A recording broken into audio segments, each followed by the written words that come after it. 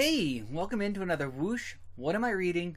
With me, Louie. Today we're going to look at the 2007 Nova run, written by Dan Abnett and Andy Lanning, and we'll see if it changed my opinion on what I thought about Rich Rider as a Nova. So, let's jump into that.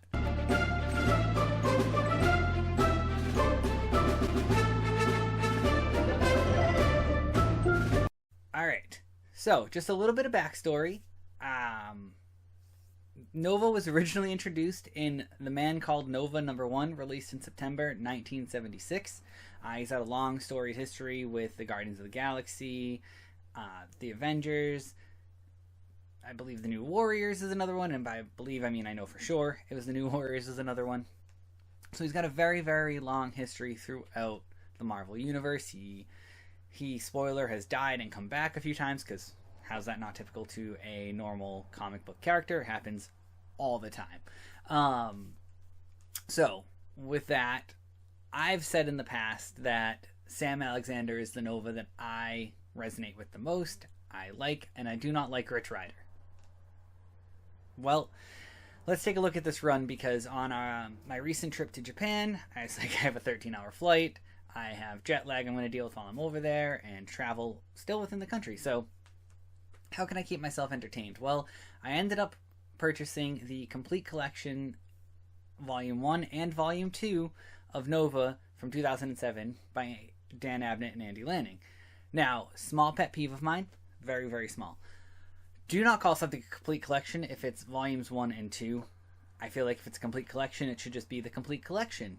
And I say that because the complete collection Volume 1 for Nova that I read had Annihilation Nova 1 through 4, Nova 1 through 15, and Nova Annual from 2008. And then Volume 2 had issues 16 through 36 and some material from I Am an Avenger #3. To me, if you put all of that together, that is a complete collection. Splitting them out into volumes just means Volume 1 and Volume 2. That's a problem for me. I don't like that. I feel like it's almost false advertising, because somebody might go in and buy Volume 1 without realizing it, that it's not the whole story. They might buy Volume 2 without realizing it's not the whole story, and I get it. You can do your due diligence, but to me, the more upfront and honest you are with your advertising, the better for the customer. So, just a small thing. Can we do better? Because you could say, like,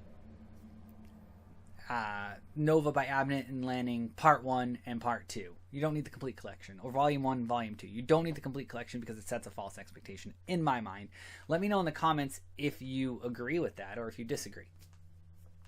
Anyway, on to the actual stories themselves, because I'm pretty sure Dan Abnett, Andy Lanning, all the artists involved on this have no choice on how it's marketed. But let's look at the content itself. There's a lot to cover. These books covered everything from the Nova Corps being wiped out during the Annihilation Wave, to the World Mind being housed in Rich Rider and him having the complete power of the Nova Force, Secret Invasion happening during this, Civil War and the Superhero Registration Act being in there, the rebuilding of the Corps, a lot. There's a lot of things that this run covered, and I think it was a masterclass by Dan Abnett and Andy Lanning. Having said I'm not a fan of Rich Rider before, set me with the expectation of I wasn't going to enjoy this story. And instead, I found myself not wanting to put it down. I read it whenever I had a spare second. I thoroughly enjoyed this run. It was really, really awesome to see how they all connected all the stories, all of the major runs from 2007 onward. Like I said, Civil War, Secret Invasion, you name it, they had these runs built in. And it was really cool, and they didn't shy away from some of the crazier, more sensitive topics from things like Civil War. We did see the penance of the New Warriors the surviving New Warriors trying to make amends for causing the start of Civil War, the explosion at the elementary school, which to me is still one of the craziest, most banana things to see start off a comic series run. Obviously they couldn't do that in the movie, I've said that before. It's just bonkers to me, and Abnett and Lanning did not shy away from covering that, and all credit in the world to them.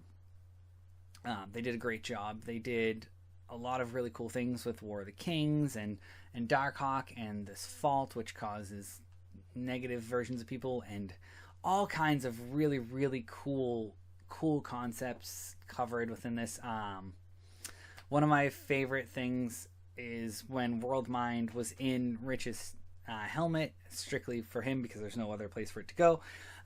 He's seeking help from Drax to get off of a planet, and the Worldmind is like, this is Drax the Destroyer, and he asks Drax, and he goes, is your name Drax? He goes, yeah. Have you ever destroyed anything? Nope, never in my life. And like they just move on with it, and like the Worldmind is like, he's lying, but it's just funny because like the whole interaction is just priceless. So it's great. The writing is phenomenal. Absolutely loved it. And like I said, there's 36 issues there. I don't want to spoil anything because I would rather recommend that you go out of your way to read this run, especially if you're trying to gear up for the potential Nova series / movie they're developing, now that they've said it's more likely going to be Rich Rider and not Sam Alexander. Definitely go out of your way to read this. I think this will be a building block for that run, especially because the Guardians of the Galaxy we've seen in the movies and know now are very much heavily reliant upon Andy Lanning, and I believe Dan Abnett's writing for those as well. So definitely make sure to check this out, because I think the MCU is going to adopt some of this stuff towards that anyway. I can't imagine they wouldn't. And full disclosure, I think I mentioned it on here before when I talked about New York Comic Con 2023. My wife and I actually had the opportunity to meet Andy Lanning at New York Comic Con. He was talking to Todd Knock at Todd Knock's booth while we were waiting to meet Todd Knock, and I believe it's Todd Knock's wife introduced us to him, and was telling us that like he did the Guardian stuff, and Todd was still getting set up, so he ended up talking to us for a little bit, and because he's from England, we were talking about our recent trip over to Disneyland Paris, and he's like, let me guess, it was raining. Nailed it, because it rained like 3 out of 4 days we were there. And it was funny. He was just such a personable person to meet, and it was awesome. And I was thinking to myself, like, if he's this great, I'm sure he brought something cool to this character that I've struggled to get into, and I want to give it a chance to experience it and see how his writing was in that state. And I don't know if that biased my opinion on it.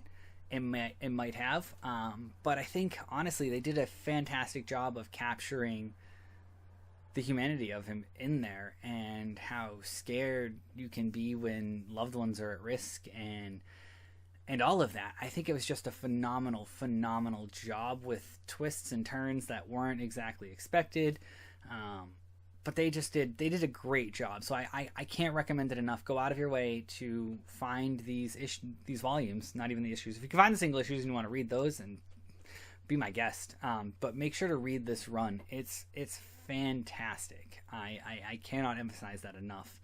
They did a phenomenal job, and all credit and kudos to Dan Abnett and Andy Lanning. They changed my opinion completely on a character that I used to say I didn't like.